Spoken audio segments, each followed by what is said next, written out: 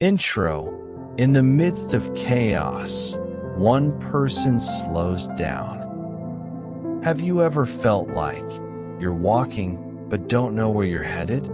Living but unsure what for? In the middle of empty marriages, long days just to pay the bills, and restless nights wondering who we're really living for. Perhaps what we need most is to pause. And sometimes, one image is enough to awaken something deep within. In Eastern legend, there's a story. A newborn child, only moments after birth, took 7 steps. Lotus flowers bloomed beneath each one. Then he turned, pointed to the sky, and said, "Above the heavens and below the heavens, only the self is worthy of reverence." Whether or not that story is true doesn't matter. What matters is, what does it stir in you, in me, in all of us? Let's step into this reflection softly, sincerely, and allow its metaphor to guide us back to ourselves. Chapter 1. Step 1. Pause to return. The day I couldn't go on. One day, I couldn't keep going. I was driving down the highway, chasing deadlines, drowning in responsibilities, when suddenly I cried. Not because of one specific thing, but because I hadn't paused in so long. The first step of awakening isn't about moving forward. It's about stopping. Not to escape, but to recognize where you are. There's a story. A young man climbed a mountain with a heavy backpack, seeking a sacred temple. Halfway there, he collapsed. An old man approached and said, "If you don't put some things down, you'll never make it." He opened the bag, inside were things others gave him. Praises, expectations, fears, regrets. He left most behind. When he stood up, he felt light, as if never tired. The lesson: to go far, we must know when to stop. Sometimes, the journey begins the moment we stop rushing. How I practiced. I started with just 3 minutes each morning, sitting quietly, no phone. Listening to the fan, the breath, the quiet inside. Little by little, I felt a home forming within. I no longer felt like I was floating through life, because now I had somewhere to return to. A small practice for you. Tomorrow morning, don't grab your phone right away. Sit still on your bed. Take a deep breath and ask yourself, how am I feeling? No analysis, no judgment, just acknowledge. This is how we say to the heart, I'm here. Chapter 2. Step 2. Facing the truth within. I was afraid to face myself. After pausing, what I felt wasn't relief. It was fear. Fear of meeting myself. Of facing what I had buried, old emotions, past mistakes, shadows within. But not looking doesn't make them go away. One night, instead of scrolling after dinner, I sat still. A memory surfaced. Words I once said that hurt my mother. I had forgotten them, but my heart hadn't. There's a story. A student asked a Zen master, "How can I see my true self?" The master handed him a mirror covered in dust. "Clean it," he said. As the student wiped it clean, he cried, "I see myself, but also the stains left by my own hands." The lesson: no light can enter if we avoid the dark. Awakening isn't about perfection, it's about honesty. How I practiced. I wrote, not to post, just to see. I wrote what made me angry, what hurt, what shamed me. No edits, no filter, just truth.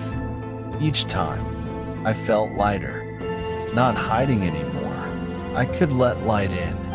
A small practice for you. Tonight, skip your phone. Take a piece of paper. Write down 3 things that made you sad this week, no matter how small. Look at them. Don't judge. Just see. Then take a deep breath. Not to fix, just to face. Chapter 3, Step 3, Releasing Old Burdens. What have I been carrying all these years? Looking within, I saw just how much I had carried. Other people's expectations, my own guilt, regrets, unfinished forgiveness. Step 3 is about letting go, not in a rush, but truly.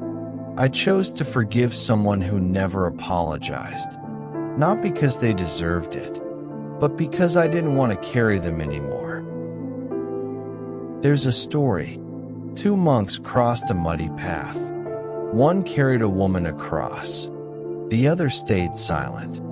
Hours later, he said, "You know we're not supposed to touch women." The first replied, "I set her down by the river.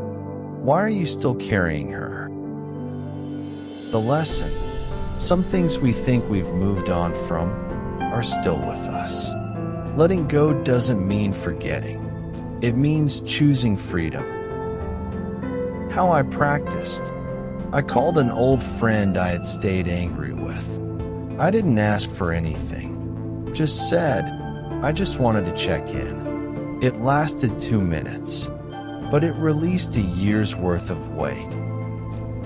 A small practice for you. Write the name of a friend you've fallen silent with. You don't have to reach out yet. Just write it and breathe. If tomorrow feels right, send a simple message. Not to fix anything, just to lighten your heart. Chapter 4, Step 4, Being Present with Reality. I used to live like I wasn't really here.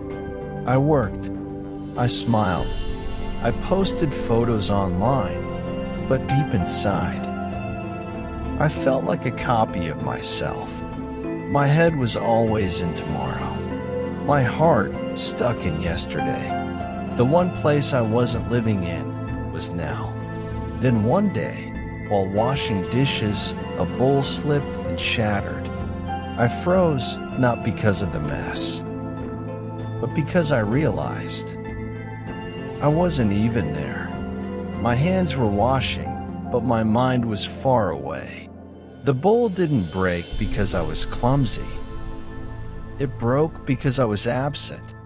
There's a story. A student asked his teacher, "How long have you practiced?" The master replied, "I peel potatoes, and I know I'm peeling potatoes. I drink tea, and I know I'm drinking tea." The student frowned.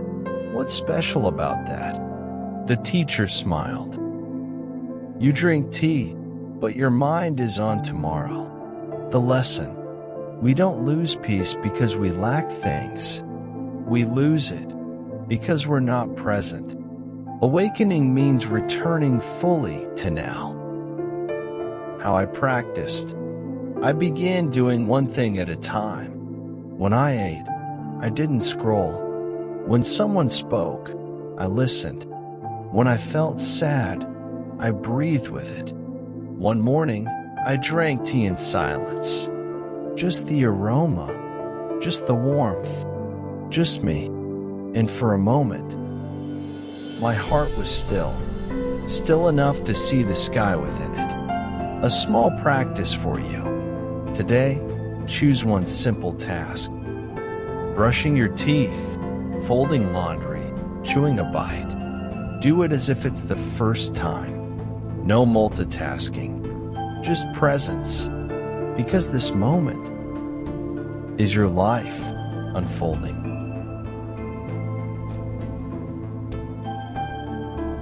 Chapter 5, Step 5, breathe deeply to see clearly. When did I forget to breathe?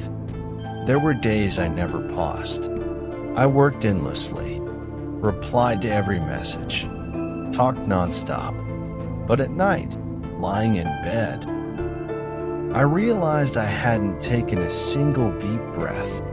Breath is our first companion and our last, yet we forget it so easily. Step 5 is returning to breath, not to become someone new, just to come home. There's a story. A man couldn't sleep.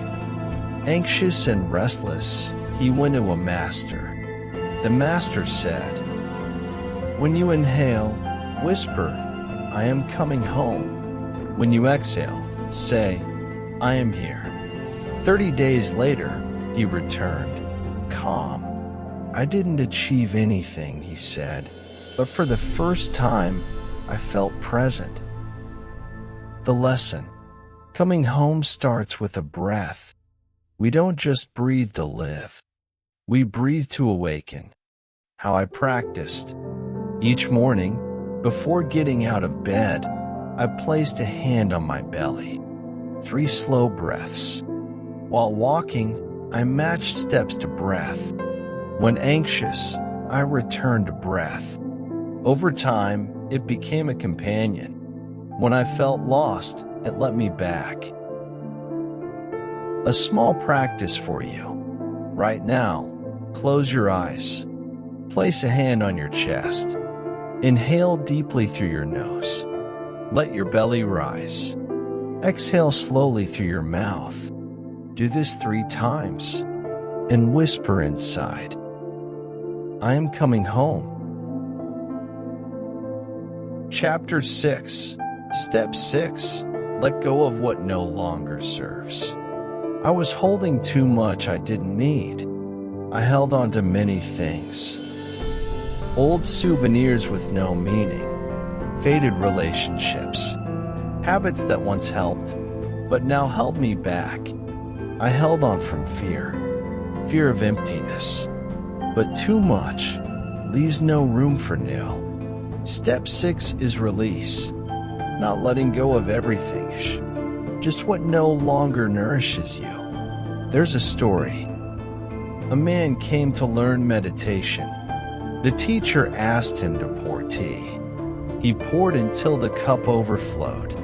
Still he poured. The teacher smiled. "Your mind is like this cup. How can I offer more if it's already full?" The lesson: to receive what's deeper, we must first create space. Letting go is not loss. It's readiness. How I practiced. I started with my bookshelf. Each book I no longer needed, I held and thanked.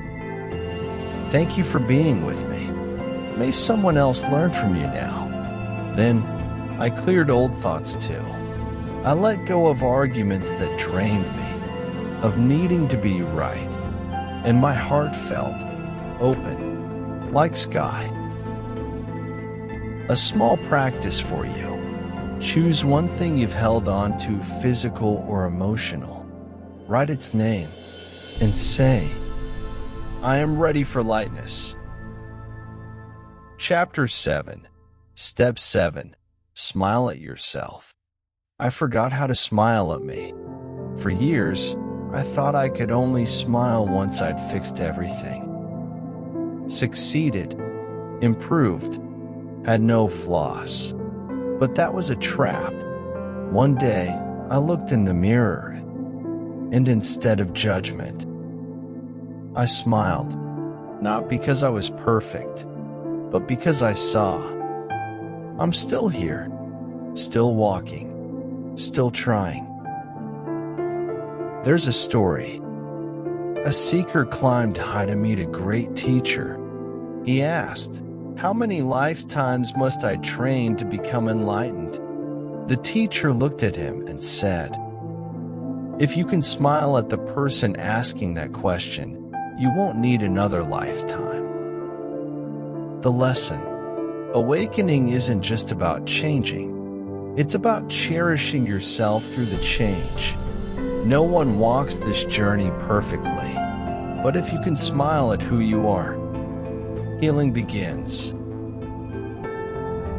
How I practiced. Each night, I placed my hand on my chest, whispered, "Thank you for making it through today." Then I smiled, a quiet smile, soft like a hug. I stopped waiting to love myself later, because if I don't embrace me now, who will? A small practice for you. Right now, place your hand over your heart. Take a breath and smile.